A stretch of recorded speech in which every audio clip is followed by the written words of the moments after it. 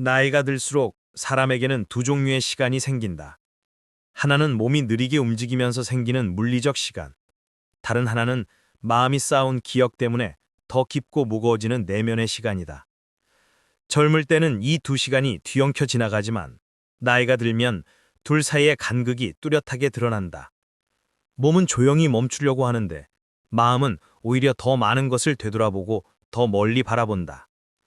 율곡은 바로 이 지점, 속도와 깊이의 불균형에서 인간의 혼란이 시작된다고 보았다.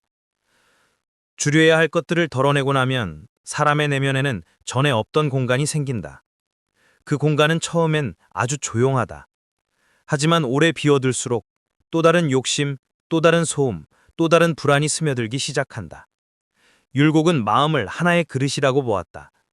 비우는 것은 시작이고 무엇으로 채우는지가 본질을 결정한다고 보았다. 마음이 비워진 채 남아있으면 세상이 던지는 자극이 그 빈틈을 차지한다. 사람은 그때부터 다시 흔들리기 시작한다. 율곡이 살던 조선은 지식은 늘어나는데 인간의 마음은 점점 가벼워지는 시대였다. 사람들은 배운 것이 많아질수록 오히려 중심을 잃어갔다. 의견은 넘쳐났고 논쟁은 날카로웠으며 서로를 향한 평가는 끝이 없었다. 그 속에서 그는 한 가지 사실을 관찰했다. 많은 이들이 말을 줄이고 욕망을 줄이며 겉으로는 절제된 모습을 취했지만 마음은 비워진 상태를 끝내 감당하지 못했다는 것이다. 율곡은 이렇게 말했다. 마음은 비우기만 해서 밝아지는 것이 아니라 옳은 것으로 채워져야 밝아진다. 이 문장은 시대의 압력 속에서 탄생했다. 그는 사람들이 줄이는 데만 집중하고 채우는 데는 무관심해지는 것을 경계했다. 비워진 마음은 결국 다시 흔들리게 되어 있고 흔들리는 마음은 결국 다시 과부하로 돌아가기 때문이다. 그래서 율곡은 나이가 들수록 반드시 늘려야 할 것들을 모색했다. 그것은 단순한 덕목이 아니라 혼란의 시대를 견디기 위한 생존의 기술이었다. 그는 인간의 마음이 안정되기 위해 필요한 것들을 분석했고 그 중에서도 가장 근본적인 하나로 생각의 깊이를 꼽았다. 즉, 줄이는 순간 시작된 그 빈자리를 가벼운 자극이 아는 깊은 사유로 채우라는 것이다. 왜 생각의 깊이가 필요한가? 나이가 들면 경험은 많아지지만 경험이 늘어났다는 사실 곧 지혜의 증가를 의미하지는 않는다. 경험은 방향이 없는 상태로는 단순한 기억의 집합일 뿐이다. 그 기억들을 정리하고 해석하고 의미를 부여하는 행위가 생각의 깊이를 만든다. 율곡은 이를 통해 인간이 자기 삶의 중심을 되찾는다고 믿었다. 그는 관찰했다. 사람들은 나이가 들수록 말을 줄이고 감정도 함부로 드러내지 않는다. 하지만 생각을 줄이는 사람은 삶의 방향도 함께 줄어든다는 것을. 겉으로는 조용하지만 내면에서는 방향 없이 흔들리는 노년을 그는 경계했다. 그래서 말한다. 줄인 만큼 반드시 깊은 사유를 더해야 한다고. 비워진 마음은 생각의 깊이로 채워져야만 흔들리지 않는 중심을 갖기 때문이다. 생각의 깊이는 단순히 많이 생각하는 것이 아니다. 많이 생각하는 것은 오히려 마음을 복잡하게 한다. 울퉁불퉁한 돌덩이처럼 여러 갈래의 판단과 감정이 뒤엉킨 생각은 사람을 더 혼란스럽게 한다. 율곡이 말한 기품은 겉의 소음과 감정적 파문들을 하나씩 걷어내고 본질만 남기는 힘이었다. 이를 그는 마음을 거울처럼 맑게 만드는 것으로 비유했다. 그렇다면 깊은 사유는 어떻게 쌓이는가? 그는 이렇게 본다. 오랫동안 마음속에 쌓여있던 경험들이 서로 연결되고 비교되고 정리되면서 하나의 선명한 원리로 수렴되는 순간 비로소 생각은 깊어진다. 이 과정에서 사람이 해야 할 일은 잡음을 제거하는 것보다 본질을 붙잡는 일이었다. 젊을 때 사유가 확장이라면 나이가 들어 얻는 사유는 정제에 가깝다. 삶을 넓히는 것이 아니라 삶의 핵심을 줄여내는 과정이다. 사람의 마음이 나이를 먹으면서 깊어지는 것이 아니라 불필요한 것을 버리고 남은 것들의 의미를 다시 이해할 때 비로소 깊어진다. 율곡이 본 지혜란 이런 것이었다. 나이가 들수록 점점 더 많은 것을 잃는다. 체력, 속도, 사람, 기회, 열정, 감각. 이 과정은 누구에게나 찾아오는 자연의 순리다. 하지만 그는 잃어가는 것 때문에 늙는 것이 아니라 채워야 할 것을 채우지 못하는 것 때문에 사람은 진짜로 늙는다고 보았다. 사람은 줄이는 법만 배워서는 삶을 버틸 수 없다. 줄인 뒤 남는 공간을 고요한 사유로 채우는 사람이 인생의 후반부를 견뎌낸다. 생각의 깊이는 시간이 준 생채기를 봉합하고 관계가 남긴 흔들림을 다독이며 욕망이 사라지며 생긴 공허를 한 줄의 중심으로 세워준다. 그 중심을 갖는 사람이 흔들리지 않는다. 율곡에게 깊은 사유란 삶의 마지막에 이르러서야 비로소 가질 수 있는 가장 단단한 무게였다. 그는 말보다 조용했고 욕심보다 절제되었으며 관계보다 성찰을 선택했다. 그렇기에 그의 사유는 흔들리는 시대 한가운데서도 끝내 무너지지 않았다. 이 글에서 다루는 늘려야 할 것의 첫 번째는 바로 이 생각의 깊이다. 주림이 마음을 비웠다면 깊이는 그 마음을 단단하게 한다. 깊은 사유로 늘리는 것은 단순한 지적 활동이 아니라 생존을 위한 마음의 축을 세우는 일이다. 율곡은 이 축을 세운 사람이 나이가 들어도 무너지지 않는다고 믿었다. 그리고 그는 우리에게 조용히 한 가지 질문을 남긴다.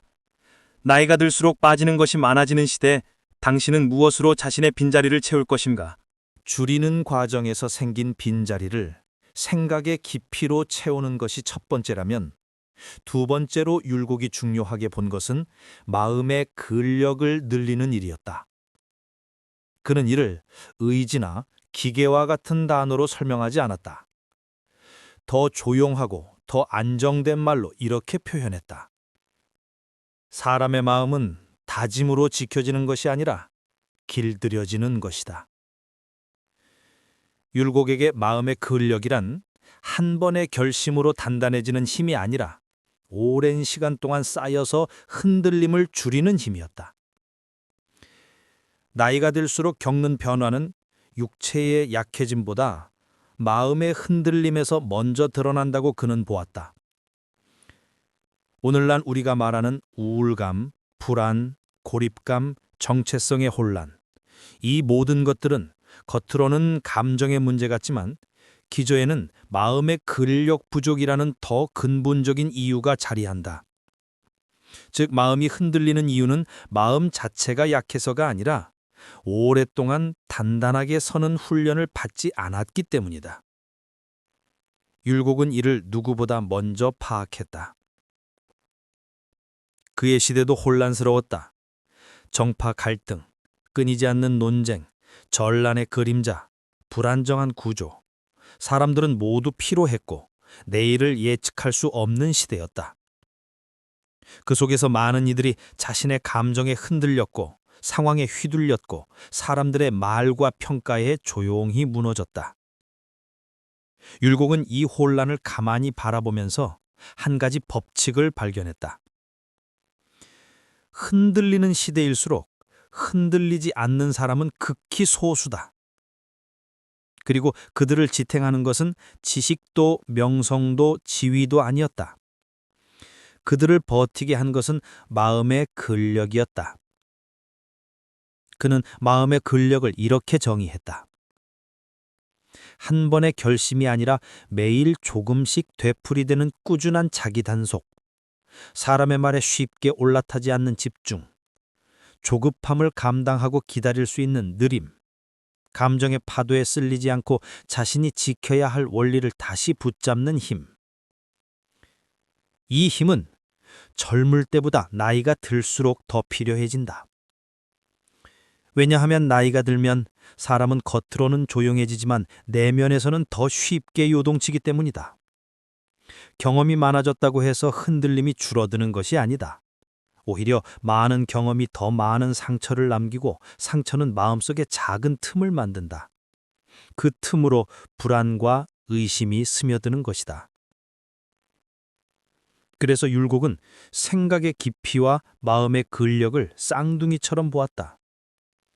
깊이는 마음을 선명하게 하고 근력은 마음을 버티게 한다. 깊이는 길을 보게 하고 근력은 그 길을 걷게 만든다. 깊이는 정신을 흔들림 없이 세우고 근력은 그 정신을 끝까지 지키게 한다. 그렇다면 마음의 근력은 어떻게 길러지는가? 율곡의 방식은 단순했다. 크고 화려한 결단이 아니라 지극히 작고 반복되는 것부터 시작하라고 했다.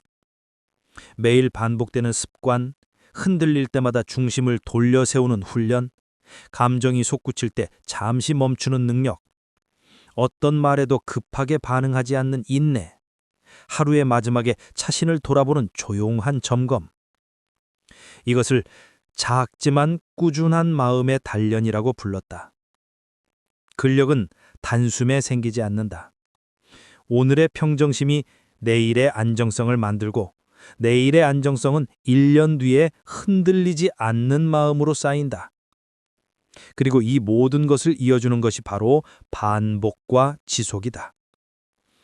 나이가 들수록 반복이 지루하게 느껴지지만 그 반복 속에서만 흔들림을 줄이는 힘이 자라난다. 몸이 약해져도 마음이 강하면 삶은 무너지지 않는다. 하지만 몸은 멀쩡해도 마음이 약해지면 사람은 아주 작은 말 한마디에도 방향을 잃는다. 율곡이 본 노년의 실패는 육체의 약함이 아니라 마음의 무너짐이었다. 그래서 그는 나이가 들수록 반드시 늘려야 할 두 번째로 마음의 근력을 꼽았다.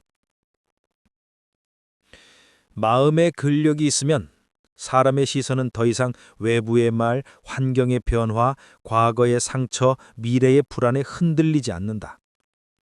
근력이 없는 마음은 누군가의 말 한 줄, 예상치 못한 변수 하나, 작은 상처 하나에도 쉽게 방향을 잃고 고요함을 잃는다. 하지만 근력이 있는 마음은 어떤 흔들림 속에서도 다시 중심으로 돌아올 수 있다. 흔들림이 없는 것이 아니라 흔들림에서 빨리 회복하는 힘. 이것이 마음의 근력이 가진 본질이다. 나이가 들수록 삶은 더 고요해지는 것 같지만 실은 더 많은 것을 잊는 과정이다. 경험이 사라지고 사람이 떠나고 기회가 줄고 신체가 무뎌지고 세상은 점점 더 빨라진다. 이 모든 변화 앞에서 버팀목이 되는 것은 지식이나 경험이 아니라 마음의 근력이다. 율곡은 마지막에 이렇게 말한다. 마음이 단단하면 세상이 요란해도 무너지지 않는다. 이 말은 결심이 아니라 축적을 말한다. 흔들리지 않는 사람이 되기 위해서는 나이가 들수록 마음의 근력을 늘려야 한다. 그리고 그 근력은 조용한 반복과 느린 단련 속에서만 자라는 것이다. 생각의 깊이가 마음의 빈자리를 채우고 마음의 근력이 흔들림 속에서도 중심을 지켜준다면 율곡이 마지막으로 강조한 것은 그 중심이 향해야 할 방향이었다. 그는 인간이 단단해질수록 의외로 차가워질 위험이 있다고 보았다. 깊이 있는 사람일수록 고독해지고 근력이 있는 사람일수록 스스로를 지키려 하며 그러다 보면 어느 순간 마음은 단단함을 넘어 굳어버린다. 나이가 들수록 많은 이들이 사람으로부터 멀어지는 이유가 바로 여기에 있다. 상처가 쌓여 경계가 견고해지고 경계가 굳어지면 마음의 문이 쉽게 닫힌다. 그 문이 닫히면 비록 흔들리지는 않을지 몰라도 더 이상 관계를 통해 자라는 일도 없어진다. 율곡은 이 흐름을 정확히 꿰뚫었다. 그래서 그는 마지막으로 나이가 들수록 반드시 늘려야 할 것으로 따뜻한 분별력을 이야기했다. 따뜻함과 분별, 두 개의 서로 다른 힘. 분별은 냉철함을 뜻한다. 옳고 그름을 가르고 해야 할 것과 하지 말아야 할 것을 판단하는 힘이다. 반면 따뜻함은 사람의 상황을 이해하고 말하지 않은 마음을 바라보고 눈에 보이지 않는 상처를 어루만지는 감각이다. 이 둘은 본래 서로 다른 힘이다. 분별은 마음을 경계하게 만들고 따뜻함은 마음을 열게 만든다. 하지만 율곡은 나이가 들수록 이 두 가지를 서로 대립하는 개념이 아니라 하나의 완성된 정신으로 보았다. 따뜻함만 있는 사람은 선량하지만 방향을 잃기 쉽고 분별만 있는 사람은 정확하지만 사람을 잃기 쉽다. 나이가 든다는 것은 이 두 가지를 동시에 다루는 능력이 점점 더 필요해지는 과정이다. 왜 나이가 들수록 따뜻한 분별력이 중요한가? 젊을 때는 사람을 넓게 만나지만 나이가 들수록 사람을 깊게 만나게 된다. 관계의 폭은 좁아지고 관계의 밀도는 높아진다. 이때 필요한 것은 많은 사람 속에서 살아남는 기술이 아니라 적은 사람과도 오래 관계를 이어가는 능력이다. 그 능력의 핵심이 바로 따뜻한 분별력이다. 나이가 들면 사람은 더 빠르게 상처받고 더 오래 상처를 뚫고 더 쉽게 관계를 끊으려고 한다. 이는 마음이 약해져서가 아니라 그동안의 경험이 경계심으로 굳어졌기 때문이다. 경계만 쌓으면 사람은 자신을 지키는 데는 성공하지만 관계를 잃기 시작한다. 연결이 줄어드는 노년기에 관계를 잇는다는 것은 자기 삶의 온기를 끝까지 유지하는 것과 같았다. 율곡이 보기엔 지혜로운 노년은 사람을 멀리하는 것이 아니라 사람을 바르게 바라보는 능력을 갖춘 노년이었다. 즉, 따뜻하지만 휘둘리지 않고 분별하되 냉정하지 않는 상태. 그는 이것을 사람을 깊이 이해하되 사람에게 쉽게 흔들리지 않는 것이라고 정의했다. 분별력을 잃은 따뜻함은 소진되고 따뜻함을 잃은 분별력은 고립된다. 율곡은 오랫동안 제자들과 유생들의 삶을 관찰했다. 언제나 지나치게 선량한 사람들은 언젠가 반드시 에너지가 고갈됐고 언제나 지나치게 올곧은 사람들은 언젠가 반드시 주변을 잃었다. 그는 이 둘의 공통된 문제를 균형의 부재로 보았다. 나이가 들수록 선량함만으로는 관계가 오래갈 수 없고 분별만으로는 마음이 외로움을 견딜 수 없다. 그래서 말한다. 나이가 들수록 사람을 대하는 방식은 더 부드러워지고 판단을 내리는 방식은 더 단단해져야 한다고. 이 두 힘이 함께 있을 때만 사람은 따뜻함을 잃지 않으면서 자기 스스로의 중심도 잃지 않는다. 어떻게 따뜻한 분별력이 자라나는가? 율곡은 이 능력이 단순히 성품에서 나오는 것이 아니라고 보았다. 그는 따뜻한 분별력이 살아온 삶을 통해 천천히 축적되는 지혜라고 보았다. 첫째, 사람의 말을 고지 듣지 않고 말 뒤에 마음을 보는 연습. 둘째, 단점보다 맥락을 먼저 바라보는 시선. 셋째, 감정적으로 반응하지 않고 상황의 원인을 차분히 분석하는 태도. 넷째, 사람의 실수와 자신의 실수를 같은 기준으로 보는 공평함. 다섯째, 멀어지는 사람을 원망하지 않고 그가 떠날 수밖에 없던 상황을 이해하는 포용력. 이 모든 것이 쌓일 때 사람은 따뜻하게 보되 깊게 보는 능력을 갖게 된다. 따뜻하지만 무르지 않고 분별하되 냉정하지 않은 상태. 율곡이 말한 완성된 인간의 모습은 바로 이런 균형 위에 서 있었다. 노년의 지혜는 결국 사람을 살리는 힘이다. 율곡은 지식이 많아질수록 사람을 멀리하는 이들을 종종 보았다. 그들에게서 그는 지혜라기보다는 고립을 보았다. 지혜란 사람을 멀리하게 만드는 것이 아니라 사람을 더 깊이 이해하게 만드는 힘이어야 한다.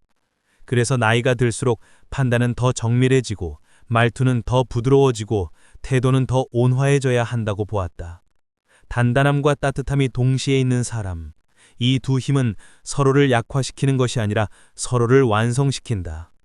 나이가 들수록 이 균형을 가진 사람이 가장 오래 사랑받고 가장 오래 주변을 지키고 가장 오래 자기 자신을 잃지 않는다. 따뜻한 분별력은 관계를 지탱하는 마지막 힘이다. 그리고 노년의 관계가 지켜진다는 것은 삶의 온기가 끝까지 유지된다는 뜻이다. 율곡은 마지막에 이런 결론에 도달한다. 사람을 보는 눈이 따뜻해야 인생이 외롭지 않다. 사람을 보는 판단이 분별해야 인생이 무너지지 않는다. 이 문장은 나이가 들어가는 모든 사람에게 마지막 방향을 제시한다. 지혜로운 노년은 사람을 잃지 않고 자기 자신도 잃지 않는 노년이다. 그 중심에 있는 것이 바로 따뜻한 분별력이다. 생각의 깊이가 방향을 만들고 마음의 근력이 흔들림을 막고 따뜻한 분별력이 관계를 지켜낸다면 이 모든 것을 실제 삶으로 끌어내리는 힘이 남는다. 율곡은 이것을 작은 실천의 지속이라고 불렀다. 그는 인간의 지혜가 사유에서만 존재하는 것을 가장 경계했다. 말과 글로 정리된 지식, 머릿속에서만 선명해지는 깨달음, 그 순간에는 훌륭해 보이지만 삶의 어느 지점에서도 구현되지 못하는 통찰. 그는 이러한 지혜를 머무는 지혜라고 불렀다. 반면 가치 있는 지혜는 작고 둔탁한 반복 속에서 천천히 현실로 스며드는 지혜였다. 그는 이를 움직이는 지혜라고 불렀다. 율곡이 본 인간의 삶은 어떤 거대한 결심도 결국 작은 실천 앞에서 무너진다고 보았다. 그리고 나이가 들수록 이 작은 실천의 중요성은 더 커진다고 했다. 왜냐하면 나이가 든다는 것은 몸의 에너지가 줄어들고 같은 일을 해도 더 많은 시간과 노력이 필요하고 감정의 회복력이 떨어지고 관계의 변화에 민감해지는 시기이기 때문이다. 이때 사람을 가장 안정시키는 것은 거대한 도약이 아니라 평범한 행동의 안정성이다. 요란한 변화가 아니라 조용한 지속성이다. 오늘 작은 일을 해냈다는 감각이 내일의 마음을 지탱하는 버팀목이 된다. 율곡이 본 지속의 힘. 그는 평생 동안 조선의 학자들, 관료들, 백성들과 그리고 제자들의 삶을 지켜보면서 한 가지 공통된 결론을 얻었다. 지속하는 사람은 결국 자기 길을 만든다. 지속하지 못하는 사람은 결국 자기 길을 잃는다. 생각은 누구나 한다. 결심은 누구나 한다. 하지만 그 결심을 천천히 그러나 꾸준히 실행하는 사람은 극히 드물다. 율곡이 보기엔 사람이 실패하는 근본 원인은 능력의 부족이 아니라 지속의 결핍이었다. 그는 이렇게 말했다. 밝은 마음은 사유에서 생기지만 단단한 마음은 실천에서 생긴다. 이 말은 지혜가 흐르는 방향을 정확히 설명한다. 사유가 방향을 정하면 실천은 그 방향으로 한 걸음씩 나아가는 과정이다. 그 걸음이 없다면 아무리 깊은 생각도, 아무리 따뜻한 분별력도, 아무리 강한 근력도 삶을 변화시키지 못한다. 나이가 들수록 실천이 더 어려워지는 이유. 젊은 시점의 실천은 속도의 문제다. 열정이 넘치고 몸이 빠르게 반응하며 머리는 새로운 시도를 두려워하지 않는다. 하지만 나이가 들면 실천은 속도가 아니라 회복력의 문제다. 조금만 피곤해도 몸이 무겁고 새로운 것을 시작하려면 더 많은 용기가 필요하고 작은 실패에도 회복하는 데 오래 걸린다. 이 때문에 사람들은 점점 실천을 줄이고 생각만 늘리게 된다. 그 순간 마음은 멈추고 삶은 느려지고 시간은 더 빠르게 흐른다. 율곡이 보기엔 이것은 자연스러운 현상이 아니라 노년을 무너뜨리는 핵심 원인이었다. 나이가 들수록 생각은 깊어지지만 실천은 약해지는 경향이 있다. 생각과 실천의 간극이 벌어질수록 사람은 자기 자신을 신뢰하지 못하게 되고 신뢰가 무너질수록 삶은 멈추기 시작한다. 그래서 그는 말한다. 나이가 들수록 실천은 줄이는 것이 아니라 오히려 작게 만들어 늘려야 한다고. 작은 실천이 큰 삶을 만든다. 작다는 것은 하루에 10분 걷는 것, 아침에 마음을 가다듬는 것, 매일 일정한 시간에 일어나는 것, 하고 싶지 않은 일을 조금이라도 해내는 것, 마음을 흐트러뜨리는 요소 하나씩 치워내는 것. 이 모든 것들은 사소해 보이지만 실제로는 마음의 근력을 키우고 생각의 깊이를 돕고 따뜻한 분별력을 유지하게 만든다. 작은 실천은 마음을 계속 움직이게 한다. 움직이는 마음은 멈춰있는 마음보다 상처를 덜 품고 두려움에 덜 흔들리며 미래를 더 자연스럽게 받아들인다. 율곡은 실천이 줄어드는 순간 사람의 마음은 다시 과부하에 노출된다고 보았다. 비워진 마음은 생각의 깊이와 근력만으로 유지되지 않는다. 삶에 실제적 움직임이 있어야 그 빈자리가 균형이라는 형태로 채워진다. 작은 실천의 힘은 바로 여기에 있다. 삶을 멈추지 않게 하고 마음을 경직되지 않게 하고 지혜가 현실을 떠나지 않게 한다. 율곡의 결론, 실천이야말로 삶의 마지막 축. 그는 말한다. 행동이 멈추면 마음도 멈춘다. 이 문장은 나이가 들어가는 인간의 삶을 가장 정확히 설명하는 말이다. 몸이 느려지는 것은 자연스러운 일이지만 마음까지 느려지는 것은 실천의 부재에서 비롯된다. 실천이 있는 사람은 어떤 삶의 변화 앞에서도 다시 중심을 세운다. 실천이 없는 사람은 아무리 많은 지혜를 쌓아도 마음은 흩어지고 삶은 고요하게 무너진다. 그래서 나이가 들수록 실천의 크기는 작아지고 실천의 지속성은 오히려 더 크게 늘려야 한다. 작은 실천이 쌓여 삶의 온도를 올리고 마음의 근력을 유지하고 생각의 깊이를 더 깊게 만든다. 나이가 들수록 삶을 지켜주는 힘은 거대한 성공이나 인상적인 결심이 아니라 매일 조금씩 이어지는 작은 실천이다. 그 실천이 인생의 마지막을 단단하게 지키는 마지막 축이 된다. 생각의 깊이로 마음의 빈자리를 채우고 근력으로 흔들림을 붙잡고 따뜻한 분별력으로 사람을 지켜내고 작은 실천으로 삶을 계속 움직여왔다면 율곡이 마지막으로 강조한 것은 그 모든 것을 하나로 통합하는 힘이었다. 그는 그것을 고요한 성찰의 공간이라고 불렀다. 율곡이 보기에 나이가 들수록 삶이 복잡해지는 이유는 일이 많아서가 아니라 일의 흔적이 마음속에 오래 남기 때문이다. 젊을 때는 빠르게 잊고 지나가는 감정과 사건들이 나이가 들수록 더 깊게 스며들고 더 오래 머무르며 때로는 생각의 흐름을 가로막는다. 그는 이런 마음의 상태를 쌓이는 생채기라고 표현했다. 생채기는 크지 않지만 축적되면 마음을 굳게 만들고 굳은 마음은 사유를 막고 사유가 막히면 실천은 무뎌지고 실천이 무뎌지면 관계는 메마르고 관계가 메마르면 삶은 어느 순간 고독해진다. 율곡은 이 흐름을 역전시킬 수 있는 단 하나의 방법을 제시했다. 바로 고요한 성찰의 시간을 늘리는 것. 고요함이 필요한 이유, 마음의 먼지는 시간이 쌓으며 생긴다. 그는 인간의 마음을 하루에도 수십 번씩 흔들리는 바람에 비유했다. 바람은 자연스러움이고 흔들림은 인간다움이다. 문제는 흔들림이 아니라 그 흔들림 속에 쌓여가는 작은 먼지들이다. 그 먼지는 누구의 잘못도 아니고 의도적으로 생기는 것도 아니다. 단지 하루를 살아내는 과정에서 조용히 쌓일 뿐이다. 율곡이 본 위기는 바로 여기에 있다. 사람은 나이가 들수록 이 마음의 먼지를 털어낼 기회를 점점 잃어간다. 젊을 때는 실수해도 다시 지워지고 다시 시작된다. 하지만 나이가 들면 사람들은 실수보다 실수의 기억에 더 오래 머문다. 감정보다 감정의 잔향을 더 오래 품는다. 사건보다 사건의 그림자를 더 오래 보게 된다. 그래서 마음이 무거워지고 무게가 쌓이면 생각이 선명해지지 않으며 선명함이 사라지면 삶의 방향이 흐릿해진다.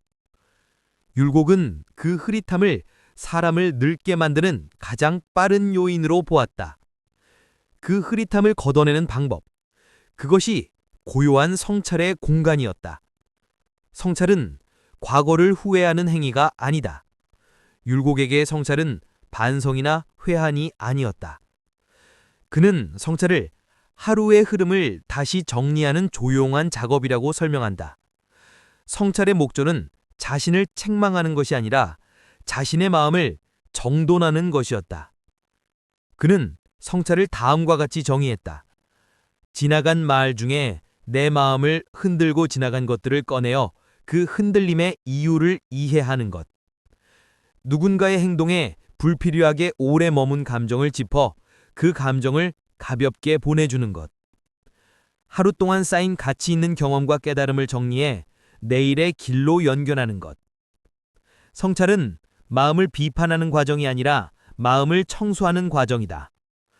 나이가 들수록 이 마음 청소가 필요해진다. 왜냐하면 마음은 시간이 길어질수록 더 많은 것을 붙잡고 놓지 않으려 하기 때문이다. 성찰은 잡고 있는 것을 놓게 하고 놓아야 할 것을 구분하게 하며 놓치지 말아야 할 것을 다시 붙잡게 만드는 힘이다. 왜 나이가 들수록 성찰의 공간을 늘려야 하는가? 첫째, 성찰은 마음에 쌓인 피로의 농도를 낮춘다. 피로가 높아질수록 사람의 판단은 감정에 지배되기 쉽다. 감정이 판단을 흔들면 생각의 깊이도 근력도 실천도 모두 흐릿해진다. 둘째, 성찰은 하루의 무게를 재조정한다. 나이가 들면 사소한 일도 마음을 오래 붙잡는다. 성찰은 그 무게를 적절히 나누고 다시 자기 중심으로 돌아오는 과정이다. 셋째, 성찰은 삶의 의미를 잃지 않게 한다. 마음속에 쌓여만 자는 기억들은 때로는 무게가 되지만 정리하고 비추면 지혜로 변한다. 그 전환이 일어난 곳이 성찰의 공간이다. 넷째, 성찰은 관계의 감정을 정돈한다. 누군가의 언어나 행동 때문에 작게 생긴 상처는 성찰 없이는 오래 남는다. 성찰은 감정의 엉어리를 풀어 관계가 단절되지 않게 하는 힘이다. 다섯째, 성찰은 자신을 다시 바라보는 메타 시선을 가져온다. 이 시선은 나이가 들수록 삶이 굳지 않게 하고 관점이 폐쇄되지 않게 막는다. 율곡이 보기에 나이가 들수록 반드시 늘려야 할 것의 마지막은 바로 이 내면의 정리력이었다. 성찰의 공간은 시간이 아니라 태도로 만들어진다. 율곡은 성찰을 새벽의 고요, 저녁의 침묵, 걸음 사이의 생각이라고 이야기한다. 즉, 성찰은 특별한 의식이 아니라 삶의 틈 사이에 스며드는 태도다. 아침에 눈을 뜨기 전 마음이 어디로 향하고 있는지 살피는 것. 하루 동안 반복된 작은 불편을 놓치지 않는 대신 그 불편 속에 숨은 마음의 신호를 듣는 것. 사람과의 대화 뒤에 내 마음이 쉼없이 흔들렸다면 그 흔들림의 원인을 조용히 들여다보는 것.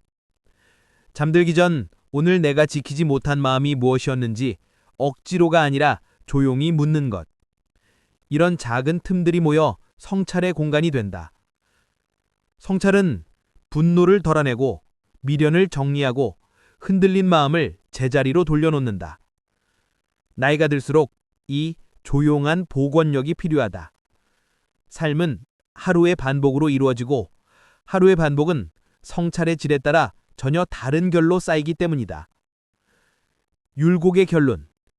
성찰 없는 지혜는 오래가지 않는다. 그는 말한다.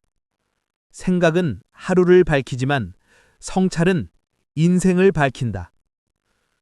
성찰은 지혜가 흩어지지 않고 사람됨이 굳어지지 않게 하며 마음의 근력이 방향을 잃지 않도록 돕는다. 나이가 들수록 성찰의 공간을 늘린다는 것은 내면의 온도를 조절하고 삶의 흐름을 정돈하며 마음을 고요히 재배치하는 일이다. 그리고 고요히 정돈된 마음은 늙지 않는다. 성찰은 삶이 흔들릴 때마다 다시 중심으로 돌아오는 마지막 길이다. 나이가 들수록 줄여야 할 것들을 덜어내고 그 빈자리를 깊이, 근력, 따뜻함, 실천 성찰로 채워왔다면 마지막에 남는 것은 단 하나다. 율곡이 모든 사유를 통해 말하고자 했던 가장 근원적인 질문이다. 결국 무엇이 나를 나답게 붙잡아 주는가? 사람은 나이를 먹을수록 경험은 늘어나는 대신 관계는 줄어들고 해야 할 일도 줄어들며 외부의 평가나 시선도 흐려진다. 하지만 그와 동시에 마음속에서만 조용히 자라는 한 가지가 있다. 삶의 질문이다. 나는 지금 어디에 서 있는가? 나는 무엇을 잃었고 무엇을 얻어왔는가? 나는 어떤 존재로 남고 싶은가? 나이란 결국 이 질문의 크기가 커지는 과정이다. 율곡이 보기에 이 질문에 답하지 못하면 아무리 많은 지혜를 배워도 마음은 여전히 흔들렸다. 그래서 그는 마지막으로 나이가 들수록 반드시 늘려야 할 것으로 삶의 중심축을 세우는 일을 꼽았다. 삶의 중심축이란 무엇인가? 중심축은 방향이 아니라 존재의 기준이다. 이 기준은 주변 환경과 상관없이 스스로를 원래의 자리로 되돌리는 힘이다. 율곡에게 중심축이란 한 사람의 삶 전체를 관통하는 조용한 원칙이었다. 그 원칙은 거창한 명분도 화려한 언어도 아닌 아주 단단한 최소의 기준이었다. 그는 이렇게 말한다. 마음이 지켜야 할 것은 많지 않으나 그 하나를 놓치면 모든 것이 흩어진다. 중심축이란 바로 그 하나였다. 나이가 들수록 중심축이 필요한 이유. 젊을 때는 방향이 중심을 대신한다. 앞으로 가야 한다는 열정, 무언가 이루어야 한다는 욕망, 도전하고 싶은 호기심이 사람을 끌고 간다. 하지만 나이가 들면 이 모든 것들이 약해진다. 앞으로 나아가는 힘보다 흔들림을 견디는 힘이 더 중요해진다. 이때 중심축을 세우지 않은 사람은 주변 환경에 따라 마음이 흔들리고 정체성이 뒤틀린다. 사람이 떠나면 마음이 기운다. 일이 사라지면 자존감이 흔들린다. 몸이 약해지면 삶의 의미가 흐릿해진다. 생각이 깊어져도 기준이 없으면 고립된다. 나이가 들수록 삶은 훨씬 더 기준의 문제로 변한다. 중심축이 없는 사람은 외부 변화가 올 때마다 어제의 마음과 오늘의 마음이 달라지고 오늘의 마음과 내일의 마음이 이어지지 않는다. 그는 하루마다 다른 사람이 된다. 이 불연속이 오래되면 사람은 자신을 잊는다. 율곡은 바로 이 지점을 가장 깊이 걱정했다. 삶의 중심축은 어떻게 만들어지는가? 중심축은 한 번의 결심이나 사건으로 생기지 않는다. 또한 특정한 신념이나 종교를 말하는 것도 아니다. 그는 중심축을 삶의 5가지 힘이 서로 연결되며 생기는 마지막 구조라고 보았다.